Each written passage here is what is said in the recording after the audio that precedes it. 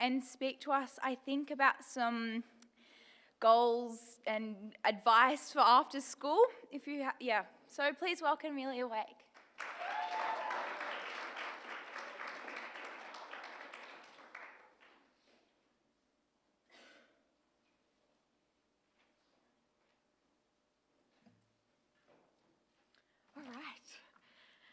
So hello everyone. It feels very surreal standing up here. It was only 3 years ago that I was here at my very own, and trying to juggle schoolwork, sport, leadership, and a social life amongst it all. So I stood here and played Family Feud and charades at my own Prefects Afternoon Tea, never imagining that I'd be the one to come back here. So first thing I wanted to say is congrats. You've reached the final chapter of your schooling, and whether you feel ready or not, you've achieved a lot just by getting here. Year 12 is a big year, it's stressful, and it's very overwhelming at times, but it's also full of opportunities and experiences that you will remember for the rest of your life. Right now, you're probably being reminded by teachers to stay focused more times than you can count, while at the same time also being bombarded with emails about European holidays and schoolies packages that look a lot more fun than your textbooks. It can feel like those days of freedom are still miles away.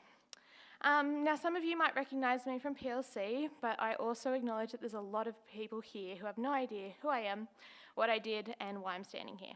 So I'm going to give you a quick rundown of my HSC experience. So in 2021, I started year 11 with 15 units. Quite disgusting. And then by year 12, I'd cut that back down to 11, biology, chem, physics, advanced mixed English maths, and advanced English. I also had a few other things on my plate. I was deputy head prefect here. I was also a peer support leader. I played soccer and hockey in the school team, as well as soccer in a team outside of school. And because balance is important, I also somehow managed to find the time to watch all 9 seasons of Suits and every Mission Impossible movie that had come out at the time. So I was very busy, yes, and a lot of people probably thought I was a little bit of an overachiever. But here's the truth, my HSC journey definitely wasn't perfect, and it definitely wasn't smooth sailing. It isn't a blueprint for everyone to follow, what I'm about to tell you. I just thought it would help. Each of you have your own version of this HSC experience. I now have the privilege of being able to look back, and I can reflect on the tips and tricks I wish I had known. What I'm about to say is very cliche, so my year 12 English teacher would be so disappointed, but it is true.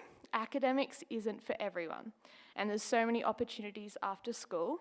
I obviously cannot speak to their experiences, those that have pursued a different path to me post-graduating, but as someone who had their heart set on getting the HSC mark I needed to do medicine at uni, this is the approach that worked for me. I think back to where I was at this point in year 12, 3 years ago, and remember feeling absolutely exhausted. I had just finished trials, and I poured everything I had into them, hours of study and of stress, and yet even after all of that, the final exams felt still so far away. It was like running a marathon, realising you're at the 30-kilometre mark and you still had 12 to go. And I just want to note, I've actually never run a marathon, so I'm really not sure, but it's just a guess. So I had very little left in the tank to give at this point. I pulled through, so did the rest of my class, and you will. So let me show you how I approached my HSC in the last few months.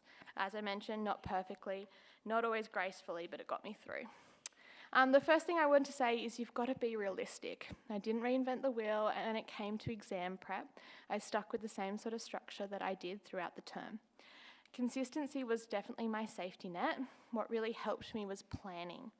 I used to make a schedule breaking down what subjects I wanted to do and what I wanted to do in each one of those subjects. And then if I could write it down in a plan, it meant I wasn't looking at this huge list that I wanted to achieve before my exams, which can be very overwhelming. And then during exam prep period, I studied realistically for about 6 hours a day. I took time to go for walks, get fresh air, to socialise, and most importantly, to sleep. I cannot stress this enough. Sleep is not optional. It will actually become part of your study technique, and I'm going to whip out the med nerd in me, but your brain literally needs REM sleep to transfer all the stuff you're cramming in your head at the moment into your long-term memory so you can retrieve it. So please, please, Pulling all nights might sound really hardcore, but in reality, you're sort of sabotaging yourself, so sleep. Also, during the holiday break, prior to exams, I booked some HSC booster courses down in Sydney, and it just helped me stay accountable when it came to studying, and motivating myself was much easier when I'd paid for the sessions. I think there's also some boosters that you can do online now, which might be helpful for you guys to save the cost and the time associated with travelling. As to my study methods, active recall was my best friend. Palm cards, palm cards, palm cards. They worked in school and I still use them now in med school. And I get it, reading over your notes and highlighting them in pretty colours is way easier, however it's not nearly as effective. The old saying is true, quality over quantity. I also kept myself motivated by switching up my study environments. Sometimes I studied at the dining table, in my desk in my room, the library, the study block, and even I think once or twice off the paddock. As long as there's no distractions, it can become your new study space, and a change of scenery can make it a lot easier to focus and make it less monotonous. Also, as Generation Z peoples, also need to remember to put our phones away. The endless scrolling on TikTok and Insta unfortunately had to stop for me, and I really do recommend it for you. I decided to delete TikTok over the exam period. And apart from turning your ringer off, I also downloaded this app called Focus Keeper, which I really recommend. It splits your study period up into 25 minutes on, 5 minutes off, and then after 4 cycles, you get a 30-minute break. So this helped keep my productivity high because you're putting in a lot of hours and you can have a little 5 minutes on your phone or study or whatever or whatever you'd like. So I recommend that. When your motivation's lacking, I also want you to remember that hard work does trump all. If you don't get something in class, go home and make sure you understand it. If the teacher's delivery isn't working for you, also go home, use all the resources you have these days and teach yourself. And when others are spending their entire holidays at the beach or going to concerts, I really recommend allocating just an hour each day or a week to write summaries or the like to get ahead when it does come to exam time. No one else in your class will see the hard yards that you put in, and you're bad to get comments like you're just smart. I can guarantee putting in hard work will pay off more than anything else. Another big thing that helped me take a bit of stress off when it came to exam was to make sure that I applied to as many early entry as possible. At every uni I could see myself doing a remotely interesting degree. I still worked really hard to get the ATAR. I didn't take my eye off the ball. However, I knew worst comes to worst, I always had a backup. And also make sure you don't use this as a reason to stop studying, but still put your head down, give it your best crack, but it is just comforting to know. Now on a note completely different to my exam approach, I think a tendency people have when approaching the HSC is withdrawing from all commitments outside academics, and my advice is don't. One of the best decisions I made when looking back is keeping the things that I loved. It's full on and you need an outlet. I made time to do things completely different from studying, like sport. For you, it could be music, it could be movie nights with your family, or it could be going to the gym. I would use my free periods effectively. I'd study each night, and then I'd do sport trainings on Tuesdays and Thursdays, and then also sport games on Saturdays with a final study day each Sunday. And this was just the balance that I found that really helped. I highly recommend keep doing what interests you and having time to also watch the TV series everybody's talking about.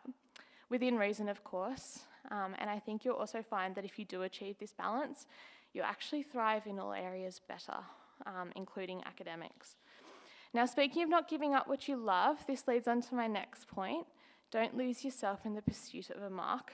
I do appreciate it's much easier said than done. That number on a page will obviously get you into a course, but it won't be what you look back in 2 years, and I'm going to have a guess likely what you'll look back at in 20 years. You'll remember the IGSA hockey final that you really should have won, the Year 7 band where you missed more notes on the clarinet than you successfully executed, and the leadership role where you got to mix with other schools as you are now. Those things are the things that you and your schoolmates will talk about when you catch up. Now, why do I share this? During my HSC, I had a printout of my dream ATAR pinned to my wall for daily motivation. Bit cringe, I know. And when the results were released on the 15th of December, still remember that day, I got it. And what do you think I felt? I was actually disappointed. I'd reached the goal that I'd been working so hard to get for so long, and strangely, it just felt so trivial once I finally got that mark. Yes, it obviously opened the door into medicine, and I'm very grateful for that, but it also taught me that if your entire recollection of year 12 revolves around that single number, you really do risk losing the joy of the journey, and the come down would have been so much harder for me if I didn't form the memories and the balance during that year. So please keep perspective. Now, for something more specific to yourselves in your leadership roles at all your respective schools, as mentioned, I was Deputy Head Prefect, and it was honestly one of the best opportunities I was permitted. It taught me so much. It taught me to step out of my comfort zone, how to handle the spotlight, how to recover when things went wrong, and trust me, things definitely went wrong. Like the time I literally left out a student's name in my own valedictory speech because they're last on the roll and therefore slipped onto the back page, or the time that I literally stepped up these very stairs at an assembly.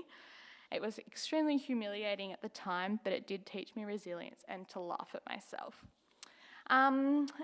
The confidence you gain is one of the best assets yet, and the embarrassing whoopsies will all be worth it in the end, although I still get flashbacks when walking up these stairs to come up here today. So yeah, to wrap this up, my message is quite simple. Work hard, stay balanced, make sure to keep perspective, and most importantly, enjoy everything that school still has to offer you. These moments matter a lot more than you think. Thank you.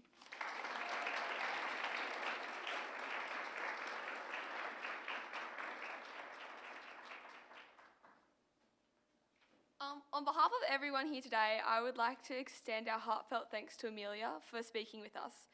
As a member of the class of 2022, it was so valuable to hear your tips and advice on navigating the HSC and how you managed it while facing some challenges along the way. Your honesty and encouragement mean a lot to us. Here's a little gift of our appreciation, and let's give her another round of applause.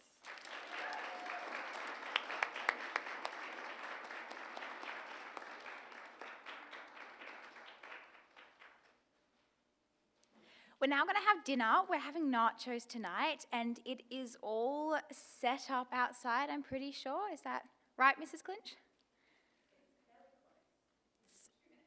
2 minutes away. So in 2 minutes, we're going to, no thanks. The last time I told a joke in public, it didn't go so well. So it's serve yourself, I'm pretty sure. So yeah, in 2 minutes.